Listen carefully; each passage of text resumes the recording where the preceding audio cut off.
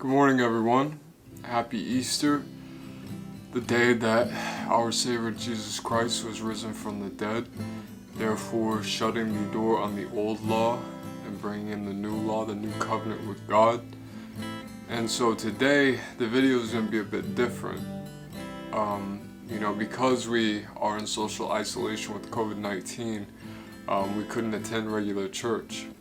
So based off that fact, my family and I decided that we would do kind of makeshift sunrise service down on our property early this morning, 7:30 in the morning, and just let me preach a sermon. And so that's what this video is about, is that video of me preaching. Now, I did get a bit emotional.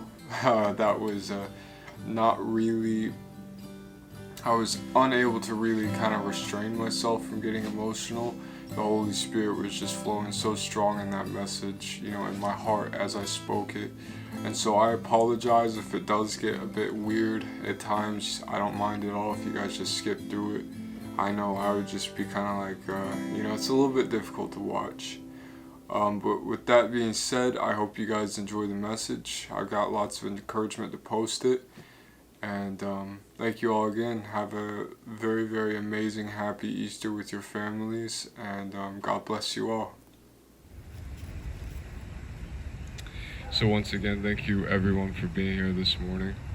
And something, this is the first time I've really done this. Something I'm trying to remember is that, things might not be perfect. We're not in a church today, but we're still able to worship Jesus in the way that we know is best, by not forsaking the gathering of others, by being in each other's presence, even though we have to remain physically distant from each other.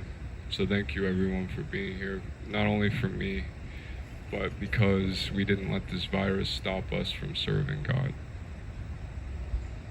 And so the title of today's message is Jesus Has the Authority, because he was claimed, what authority do you speak these things? Jesus spoke with authority because he lived it. He lived his sufferings. And, when we live things through personal experience, no one can tell us that we can't say what we say. Jesus could have suffered a little bit, brought attentions to his little bit of suffering, and got deified by it. We could idolize him because, just because he is the Son of God in the flesh, and, we can't argue with God.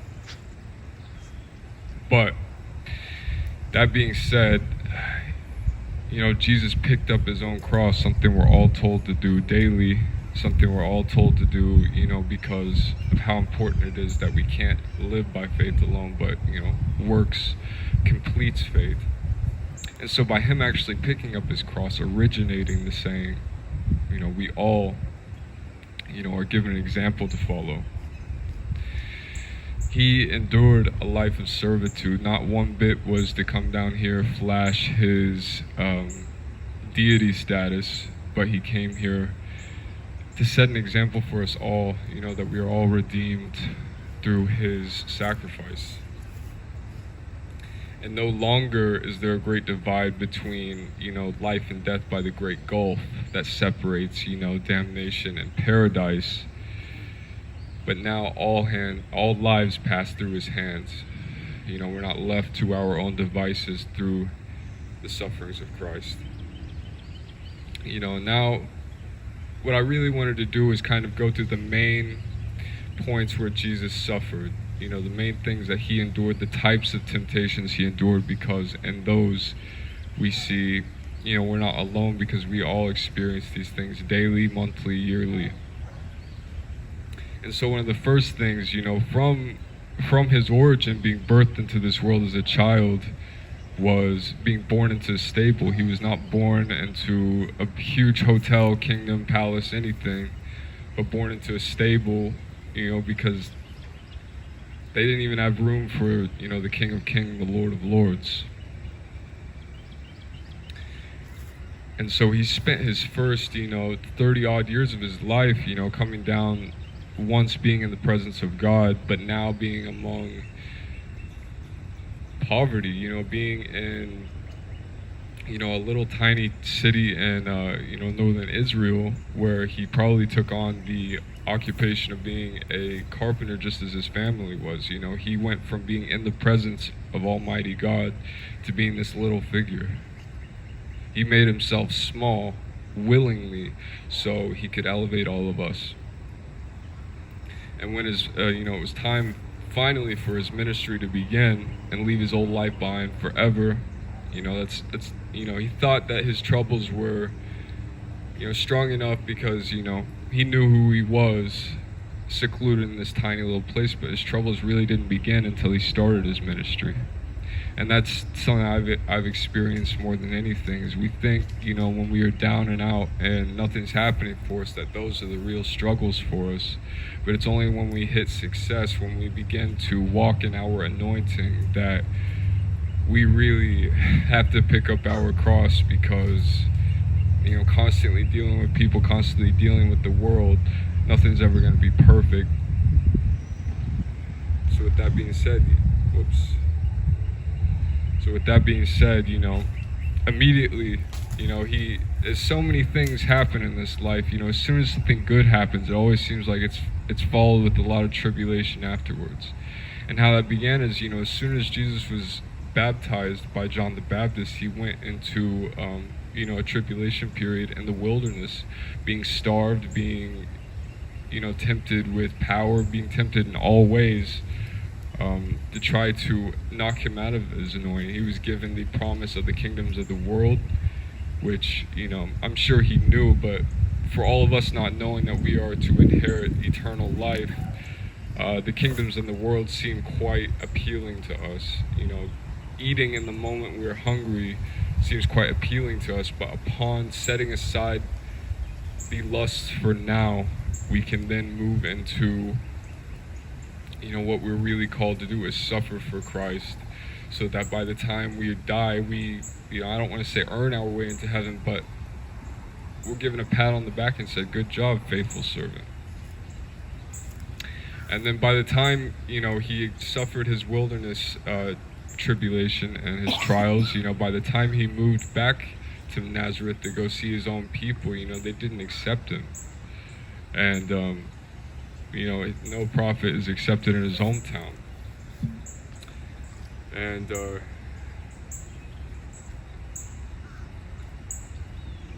you know, a lot of in his ministry, he was dealing with people that, you know, when he could finally convince people to follow him, you know, a lot of them were not fully committed. Some of them, you know, when he started talking about eating his flesh and drinking his blood, you know, that's not something they want to be a part of. And he says, you know, "Does this offend you?"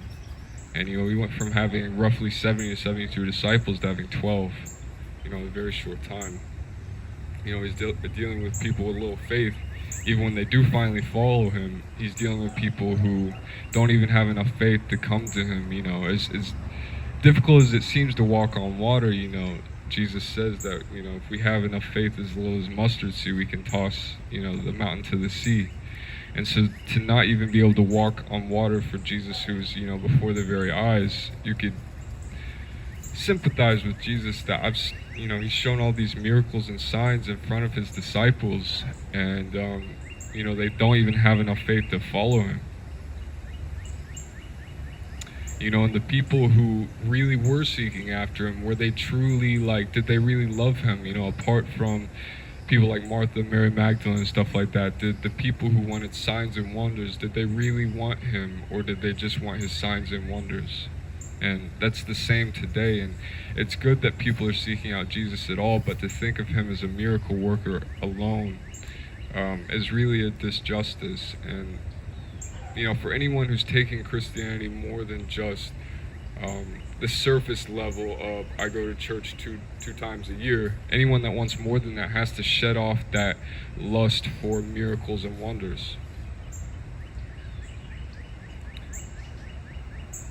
And, you know, he dealt with people that even when he did signs and wonders, you know, especially like on the Sabbath when he was healing people, even people then had issues with him. You know, the Pharisees were upset because he was healing on the Sabbath someone who was blind, someone who was lame, that could not walk. He was more upset that they were being healed on the Sabbath than, someone actually being healed. And so with that, I want to read Luke 7:33 through 34, which proves the perfect point that when you follow Jesus, you're never going to please everyone, no matter what you do.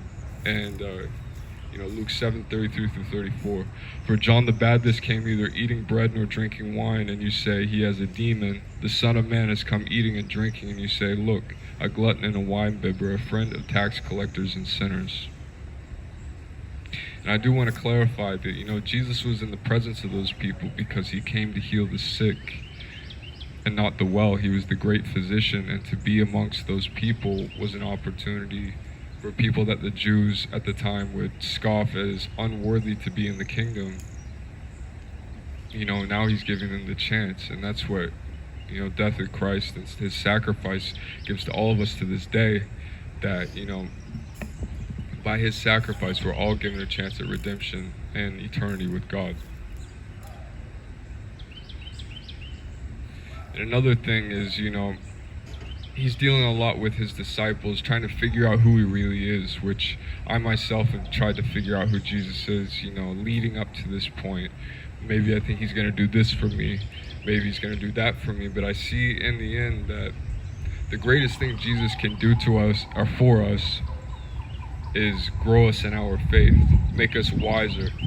It's great to receive financial gain, any kind of thing that's really that we want that's going to bless us. Of course, it's really great to receive that, but the best thing is to really learn how to give, and not just money, but give your time, give your effort, give your love to someone else. That's really the experience, in my opinion, that is the greatest thing that Jesus can give us, is self-sacrifice. And with that being said, when the disciples were trying to figure out who Jesus was, thinking he was to establish an earthly kingdom, they kept on saying, oh, I'm the greatest, I'm going to be the greatest, this is going to be my job. Where Jesus really says, if you want to be, if you want to be great, first you have to be a servant. And that's what today is about. Why we get up early, why we come and spend time in the presence of the Lord, is because about service and self-sacrifice, which is why, in my opinion, and I say for the same for the Lord, that everyone that has come today, on a Sunday where it's not required, churches in session, to really have this opportunity to be together and talk about Jesus is really all about self-sacrifice.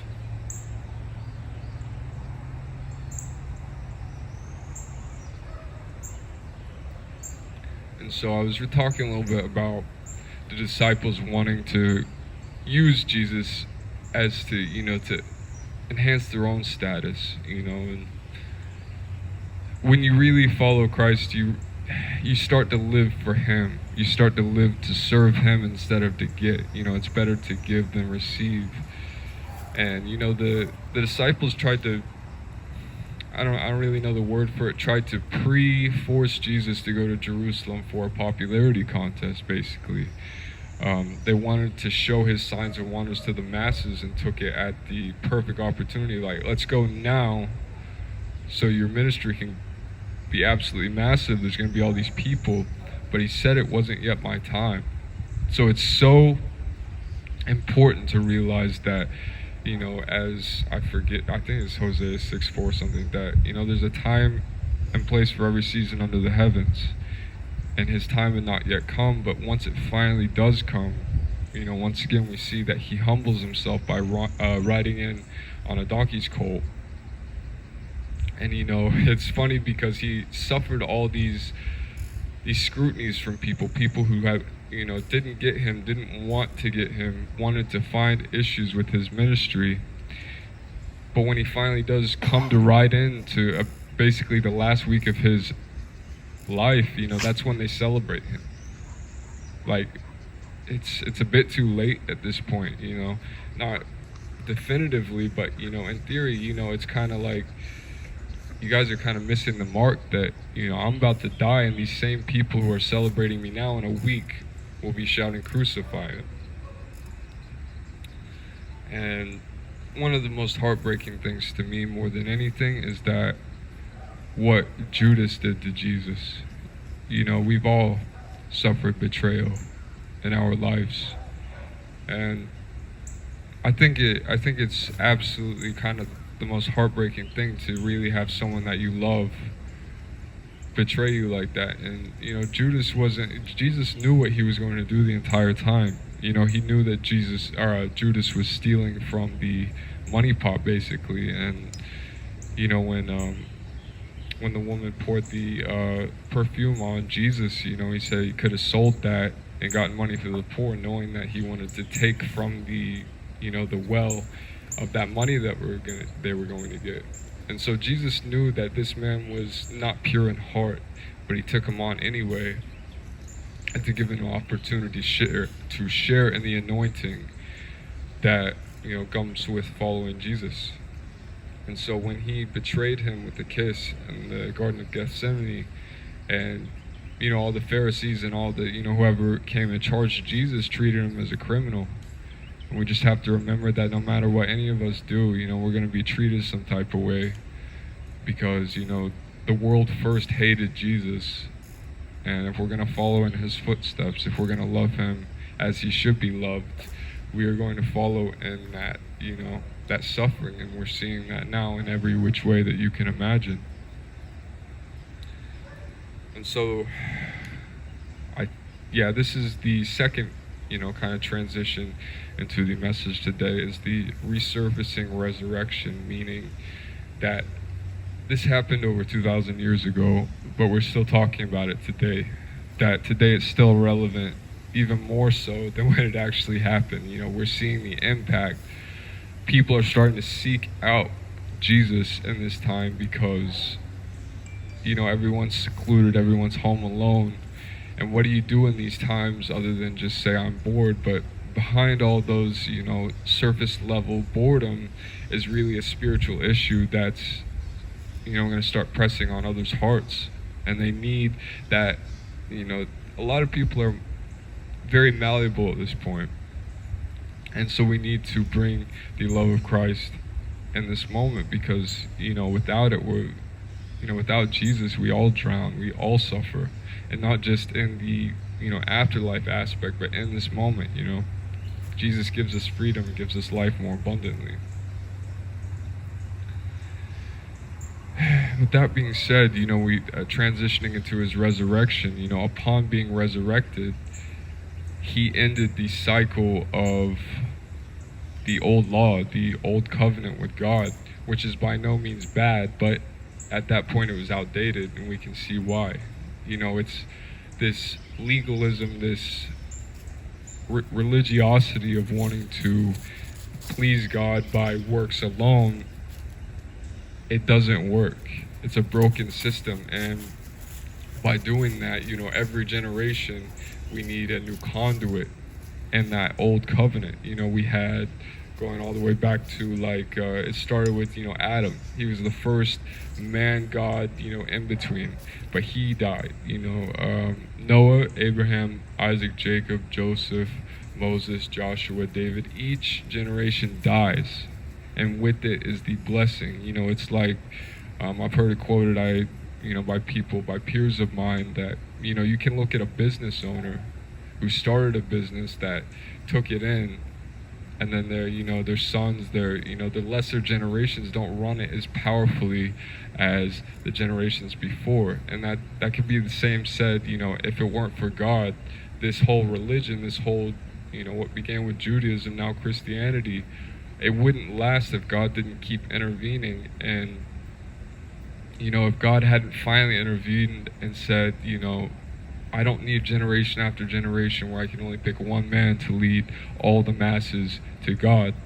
He gave us Jesus, and by Jesus we no longer have to go through one man to get to another. We don't have to have a high priest. We don't have to have a conduit essentially between us and God. But by Jesus, we now have a personal relationship, and we can celebrate, we can worship God how we want to. If we want to sing from the top of our lungs, if we want to worship him quietly, we have the ability to do it by ourselves and with others. And lastly, the last point, that by his resurrection, by his stripes that he bore, we are all healed. we may not be healed in terms of, some of us are getting ill from the coronavirus that are even believers, but we are healed in the fact that we no longer have to wonder what happens when I die. By his hands, by not having to pass through the judgment, by his hands, his hands of salvation, essentially, we no longer have to fear death, but we pass away. We simply pass away. We don't die, but we pass away.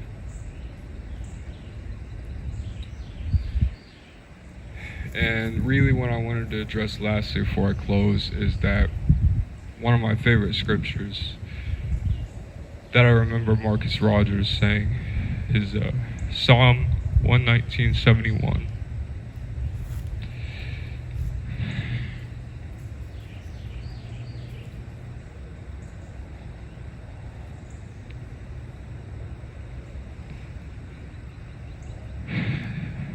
It is good for me that I've been afflicted,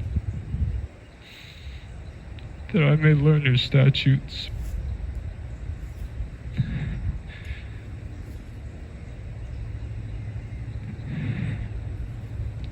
It's been good for us that we were redeemed, that we're all given a chance at a second life.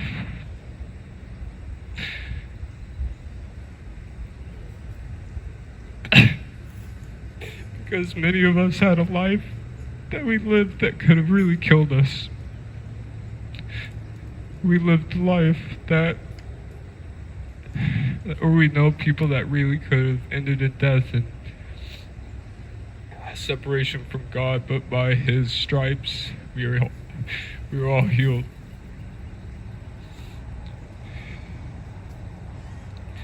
And that we all walk in the fire with pride because Daniel did. He was such a bricklayer in terms of he built upon the rock that is Jesus Christ, because Jesus was prophesied so many times before he ever existed. And so I want to say, in your sufferings for Christ, not just the sufferings that are self-brought upon, by our own sins, but by the sufferings that we suffer for Christ, be proud of them, because if it weren't for him, it would all be in vain. If it weren't for him, this life would be absolutely meaningless.